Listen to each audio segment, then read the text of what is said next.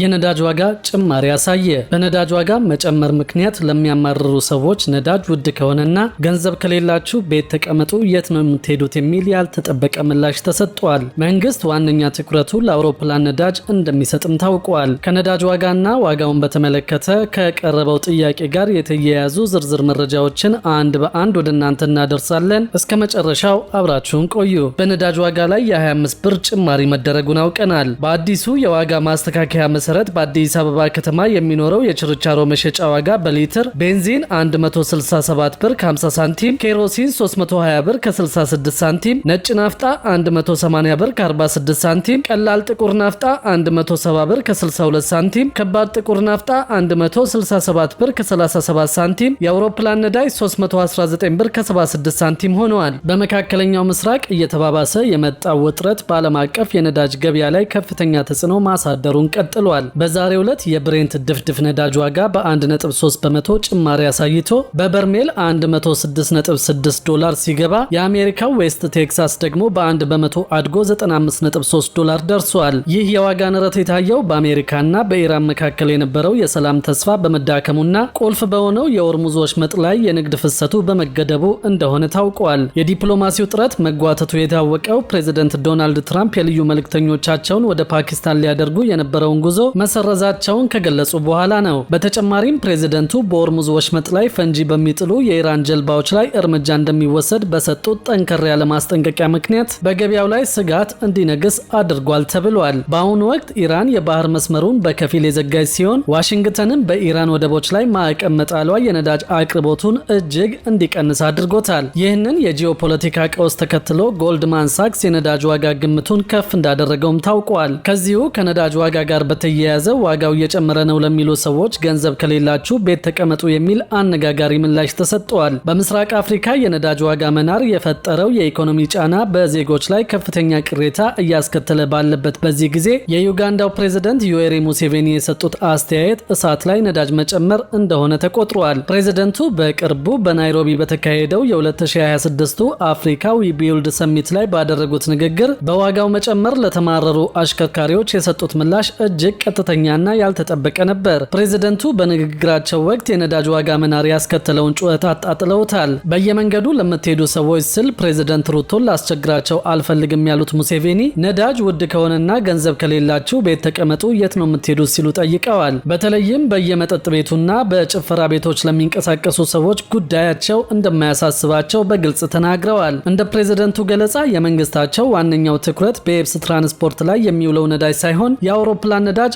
እንደሆነም ነው ያስታወቁት። አውሮፕላኖች ለቱሪዝምና ለወጪ ንግድ ወሳኝ በመሆናቸው የነሱ የነዳጅ ዋጋ መጨመር በሀገሪቱ ኢኮኖሚ ላይ የከፋ ጉዳት እንደሚያደርስ በመግለጽም ለዚህ ዘርፍ ቅድሚያ እንደሚሰጡ አስታውቀዋል። ይህ የፕሬዝደንቱ ንግግር በዩጋንዳና በጎረቤት ሀገራት ዜጎች ዘንድ ከፍተኛ ቁጣን ቀስቅሰዋል። ብዙዎች ፕሬዝደንቱ የነዳጅ ዋጋ መጨመር በምግብና በመሰረታዊ ፍላጎቶች ላይ የሚያስከትለውን የዋጋ ግሽበትን ችላ ብለውታል በሚል እየተቹት ይገኛሉ። በክልሉ የነዳጅ ዋጋ በከፍተኛ ሁኔታ እየጨመረ ባለበት በዚህ ጊዜ የሙሴቬኒ ቤት ተቀመጡ ምክር ለብዙዎች ከህዝብ ስሜት የራቀ አስተያየት እንደሆነባቸው ነው የተገለጸው። ከዚህ ጎን ለጎን የነዳጅ ዋጋ በከፍተኛ ዋጋ በሚሸጥበት ሂሳብ ለቀጣይ 1 ዓመት እንደሚቀጥል ተነግሯል።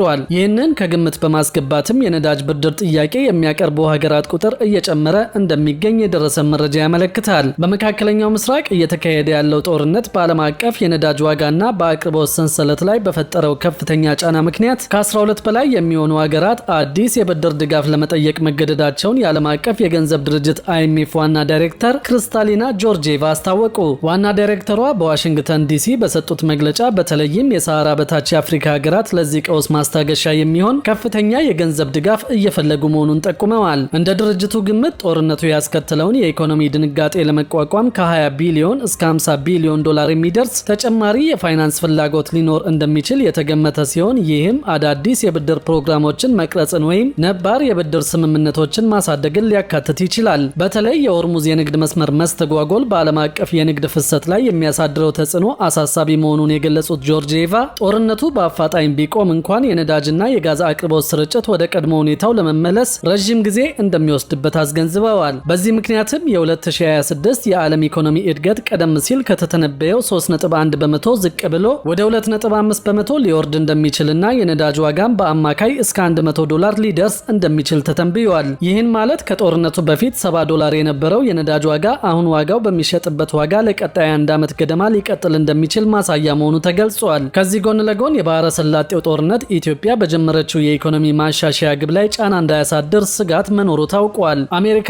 እስራኤል ኢራን ላይ በከፈቱት ጦርነት ምክንያት በባህረ ሰላጤው የተፈጠረው ችግር በኢትዮጵያ የኢኮኖሚ ማሻሻያ ትግበራ ላይ ጫና እንዳያሳድር መሰጋቱ ታውቋል። የኢትዮጵያ ብሔራዊ ባንክ ገዢ ዶክተር ኢዮብ ተካልኝ እንደገለጹት የባህረ ሰላጤው ግጭትና የሆርሙዝ ሰርጥ መዘጋት በኢኮኖሚ ማሻሻያ አጀንዳው ላይ ጥላ አጥልቷል ሲሉ ገልጸዋል። ቀደም ሲል የኢኮኖሚ ባለሙያዎች የነዳጅና የማዳበሪያ አቅርቦት በሆርሙዝ ወሽመጥ መዘጋት ሳቢያ መስተጓጎሉ የኢኮኖሚ ማሻሻያው ላይ ጫና እንደሚኖረው መግለጻቸው ይታወሳል። ዶክተር ኢዮብ የወቅቱን ሁኔታ ከባድ ጊዜ ነው ሲሉ የገለጹ ሲሆን እንዲያም ሆኖ ማሻሻያውን ከሚደግፉት አጋሮች ጋር በመተባበርና በመግባባት ሁኔታው የሚፈጥረውን ጫና ለማጣጣምና ማሻሻያው ግቡን እንዲመታ ለማስቻል ንግግር መጀመሩን ገልጸዋል። ይህንን ችግር እንዴት አልፈን የረጅም ጊዜ ግባችንን እናሳካ የሚለው ላይ ነው ትኩረቱ ያሉት ገዢው ብልጠት የታከለበት የችግር መውጫ መፍጠር እንደሚገባ ነው ያሳሰቡት። ኢትዮጵያ በ2017 ዓ.ም የጀመረችው የ4 ዓመት የኢኮኖሚ ማሻሻያ በዓለም ባንክና በአይኤምኤፍ ገንዘብ ጭምር የሚደገፍ መሆኑ ይታወቃል። በማሻሻያው አጋሮች ድጋፍ ለማድረግ ከኢትዮጵያ መንግስት የሚጠብቁት አንዳንድ ለውጦች መኖሩም ይታወቃል። ከነዚህ ለውጦች መካከል የነዳጅ ድጎማን ማላላት፣ የመንግስት ገቢን ማሳደግና ኢኮኖሚውን ለውጭ ተዋንያን መክፈትን ጨምሮ የውጭ ምንዛሪ አስተዳደሩን በመሰረታዊነት መቀየር የሚጠቀሱት ናቸው። ሆኖም የወቅቱ ሁኔታ መንግስት በተለይ ከውጭ ምንዛሪ ፍላጎት፣ ከዋጋ ግሽበትና መሰል ሁኔታዎች አንጻር ጫና እንዳይፈጥር አንዳንድ ማሻሻያዎችን ሊያዘገይ እንደሚችል ባለሙያዎች እየገለጹ ነው። ለምሳሌ እንኳን በበጀት ዓመቱ ለነዳጅ የሚደረገው ድጎማ ከ100 ቢሊዮን ብር እንደማይበልጥ ለአጋሮች የተገለጸ ቢሆንም ከወዲሁ 270 ቢሊዮን ብር ለነዳጅ መደጎሙን መንግስት ይፋ አድርጓል። በተመሳሳይ እየወረደ የሚገኘው የዋጋ ግሽበት ተመልሶ እንዳያድግም ለመቆጣጠር አንዳንድ እርምጃዎች ሊወሰዱ እንደሚችሉ ነው የሚገመተው።